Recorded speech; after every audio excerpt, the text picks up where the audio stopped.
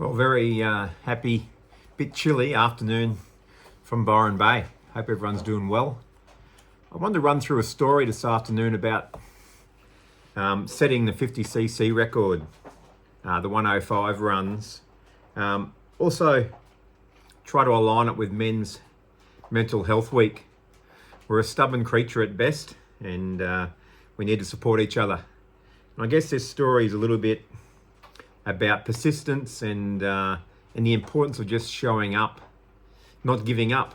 I don't know if many people know the actual story. Let's just say that 50cc record didn't come easy.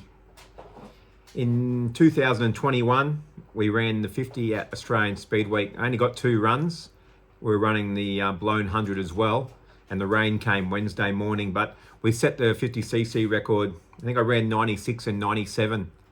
So I set the record at 96.5 miles an hour, which at the time I think made it was the fastest 50 in Australia, but maybe the 4th fastest in the world. There was a 3 bikes faster. The Bottle Fed Racing, 102.7 mile an hour.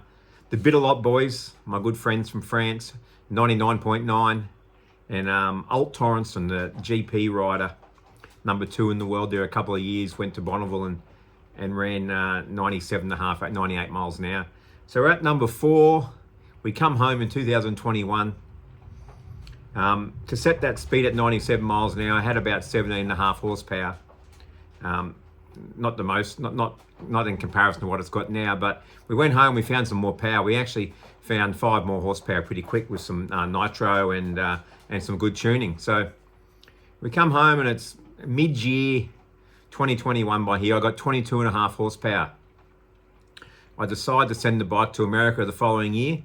Really want to set it on American salt, this fastest 50cc sit-on record. Nice to do it at Bonneville. And the bike came from Bonneville originally, so thought we'll get it back there. So Joanne and I go to America in 22. We go through scrutineering. It's Friday afternoon there. Racing starts Saturday in America at lunchtime. We wake up Saturday morning, it's raining. Pretty hard pill to swallow. It's time away from family and friends and the cost to get the bike there, to get Joe and I there, just to get ourselves there, to drive from LA, you rent cars, you do it as economically as you can, but it's still a fair chunk of cash and time. So I decide to leave the bike at John Levi's house for the year, thinking I'll come back in 23 and we'll have a shot at it then. So the following year, Joanne and I in San Fran, I think, we've just been the top one. And I get a message, it's raining at Bonneville, and I'm like, can't be raining at Bonneville. We're a week out, and I'm thinking, here we go again. We continue on because they didn't call the race, and the SCTA did everything they could to get a track, and they got a track 2 or 3 days after Saturday. But it was a bit, it wasn't a great track, wasn't super hard, and we just couldn't give any speed up on the 50. So we called it. I decided not to run. Copped a little bit of flack about that at the time from a couple of people, but there was no use flogging it over there on a wet track. I thought it was a bit dangerous. Anyway, we did that. We sent it home. So 2024 in Australia, I finally get my shot to set this record on the 50. We've had the power. The bike's been sitting here. The bike had been on display for a while. I'd gotten it out of the display, taken it to the dyno, make sure everything was okay. It was good to go. And Australian Speedweek is a pretty remote thing. So they had the guys down there doing the lake inspection a week before the event, or 2 weeks before the event. The news comes out on social media, the events all go. You beauty, we can't wait. That night, the guys are camping at Mount Ive, I believe, near the lake, and a storm comes in. I actually had a crew member there who was helping with the lake inspection, and he sent me a video of rain in the outback, and I thought, what's this video? So I rang him, I said, where's that? And he said, Mount Ive, and I went, oh. So they had 30 mil or an inch come through there. They kept trying to have an event. A few days later, it was cancelled. Couldn't believe it. 3 years in a row, we sat and 2 continents. So a lot of time waiting to run. That brings us to this year, 2025. Well, I was ready to go. We'd had the bike on the dyno again just to make sure it was all okay. Thanks to Steve at Powerhouse. All good to go. 22.6 horsepower. Nice and fat and lazy, you know. Never had any trouble. Hadn't burned any stuff up chasing the power, so we were good to go. We get to Australian Speed Week and we're running the 100 and we're running the 50. So the 100 took priority.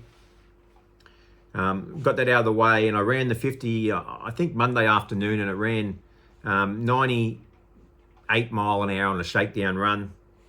I thought, oh, okay, we're a long way from 105, but we'll take it and we'll get back to it. And I think the next day I came out in the cold morning. It was unusually cold at Lake Gardner. It was 18 degrees sort of ambient temperature, you know, Celsius. We're used to running in 30, 35 degrees. It's usually, you know, it's summer in the desert. So I take off, it's screaming along, everything's going right. I get the top gear, it locks up, cold seized it. So pulled the clutch in, got it off the track, took it back to the pits. Spent all day Wednesday rebuilding it. Thursday, the wind blew. There was no racing at all. So here I am. I'm on the 4th year. It's Friday of Australian Speed Week. We've got a day and a half to go. And we've got a lot to do. So I run the bike again in the morning.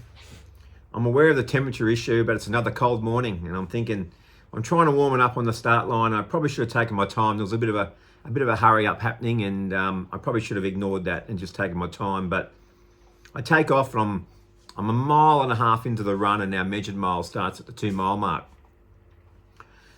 I'm trying to hold it back. I'm watching the temperature. It's 18, 19, 20 degrees Celsius on the water temperature on the bike, and it's just not coming up. We run such a high volume of fuel that it keeps it cool. I'm thinking I've got to go. I'm at a mile and a half. If I don't go now, there's no use being here. I'm not going to get up to speed. I get up, I hit the mile at 14,000, right where I want to be, the measured mile. I'm probably 100 meters into the measured mile and the bike nosed over, just lost power. And I went, oh no, that's it. I've blown it. 4 years, here we are, we've just locked up the second motor. Anyway, I'm just getting through that thought process, and it comes alive again.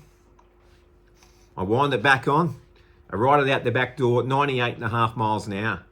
Yeah, it's a qualifier on my old 96.5 record from 2021. I couldn't believe it. So I'm in impound, and it's getting late in the week, and we have a thing in Australian Speed Week that if you're in impound in the morning, you can choose to do your backup run immediately after lunch break. So at 1 o'clock, I say, yeah, I'm good to go. We go back up, 30 degrees, 33 degrees Celsius now, 10 mile an hour headwind. And I'm thinking, oh, we're not going to be much good here. And the only other change I did make between the first lockup and the second lockup, I did richen it up from 105 thou jet to 111 thou. So it's quite a good jump. So I've got that same tune in it, 111 thou, it's 30 degrees. We get the 10 mile an hour headwind. I'm thinking, oh, if we can get over 100 here, it'd be nice. And we've got a lot of work to do. So buzz down there, perfect run. I think in land speed racing, if you can't have a tailwind sort of to 20, 30 degrees, you want a dead headwind. Any side wind for us, we just can't hang on to the bikes, just blows them across the track. So it was a dead headwind. It allowed me to keep a really good aerodynamic position. Get through the mile, go back 104.9. Couldn't believe it. It brings a tear to my eye now. It was a perfect run. It just sat there at 14,000 into that headwind. It makes max power at 13.8. So it was just right. The gearing was right. The temperature was good. It obviously liked the temperature, which is we've probably learned a bit from that now. But so here I am, and the record's now 102.1. But the fastest 50 in the world at the time, siton, was 102.7. So Friday afternoon of Australian Speed Week, it's 2 p.m. now. I've got the record at 102.1. I go back to impound, do all the paperwork, and I'm thinking, oh, we need to get back in line and go again. Because it's so late in the week and there's a headwind, a lot of people aren't running. They just don't want to run into the wind. So I go line back up. At about 3:30, send it down there again. It's now 35 degrees Celsius. Still got the 8 to 10 mile an hour headwind. It runs 105.3 to qualify. Couldn't believe it. I was so stoked. All those years and all that time. So we go to impound, do what we need to do there. I go to the race director. I said, I want to back this record up this afternoon. It's world speed, world qualifying speed, really. No one's run fast. I want to sit on 50. What's the chances of that? And Shane, to his credit, said, you can. What's the lines like? There was no lines because of the wind. And he said, yep, you can go. So it was 4:45. Racing stopped at 5. I went down to the start line to back the record up, and there was one car there, the bronze Aussie. So I pull up beside Lionel and the Aussie, and he's getting ready, and I'm taking my time. And he says, mate, if you want to go, we're going to be a few minutes, And the 50s are a pretty simple setup. A helmet on. I've still got my leathers on.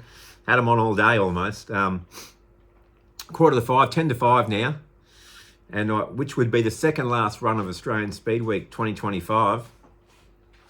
Send it down there again, near perfect. With a quarter mile to go, I always do the come on baby, not far to go now.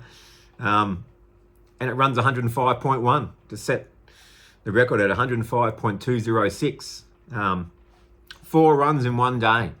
Three runs from 104.9 to 105.3. That thing was dialed right in. And in hindsight now, with the cold air, and if we could get some more fuel into it and some heat, it's probably a 110 mile an hour bike without the headwind. So quite an amazing thing. And that story is just really about continuing to show up really over a 4-year period, not giving up. On the whiteboard over here, it's still there. I've got the target to beat 102.75, which is the American bike, the bottle fed racing. So it was a big relief to get that done. I had a lot of people, a lot of sponsors who had followed us, and even with the rainouts supported us. And not that I don't have to get the records, but they're nice to get and to repay the faith in these guys. So I gave this presentation at the Top One conference in China recently, and the thing that amazed the guys at Top One is at the end of the talk, I pulled this out, and this is the piston out of my 50cc race bike. This is a 9-volt battery. So this is the comparison. This little thing here, 105 mile an hour, or 105.1, 105.3, 104.9, 3 times with me on it. I'm not a little fella, so quite amazing achievement when you look at it that, and good oil obviously. So there you go. So yeah, look, you just got to show up. You got to keep showing up, chase these dreams. Men's Mental Health Week. We don't talk a lot, even even after that. Everyone, I have down days. Everybody has down days. I find exercise and is my best probably source to fix the down days, but some days even doing that's tough. So talk to your mates. As we get older, we get a little bit better at it, and sharing stories with our friends and telling them we love them, and being there for them. If someone says, you can ring me anytime, I'd rather you ring me at 1 a.m. for a chat than me having to give a talk at your funeral. So remember that. The fastest 50 in the world over there. It's a great achievement, and thanks to everyone who supported that program. And we'll keep doing what we're doing, and look after each other. And so check on your mates for Men's Mental Health Week, and be good. Love yous all. Cheers.